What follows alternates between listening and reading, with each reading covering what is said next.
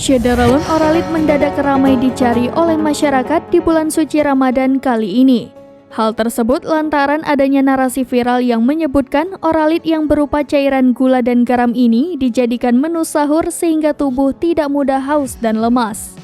Dokter spesialis penyakit dalam Profesor Arifah Rialsyah menerangkan, Oralit bukan untuk mencegah dehidrasi saat puasa. Ia mengatakan informasi itu jelas tidak betul.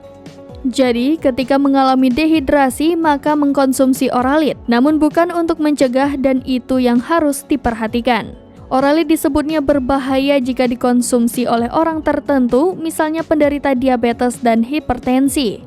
Sehingga penggunaan Oralit sangat dianjurkan kepada orang yang kehilangan cairan dengan indikasi sakit seperti diare. Viralnya narasi di media sosial terkait Oralit yang bisa menjadi menu sahur agar tubuh tidak mudah haus dan lemas membuat banyak masyarakat berburu Oralit di apotik. Kepala Biro Komunikasi dan Pelayanan Publik Kemenkes Republik Indonesia, Siti Nadia Tarmizi menghimbau agar penggunaan Oralit harus sesuai dengan indikasi. Nadia menerangkan Oralit merupakan larutan rehidrasi oral ini dengan jenis obat untuk mengatasi orang diare atau muntah. Adapun efek samping penggunaan Oralit dapat membuat perut kembung.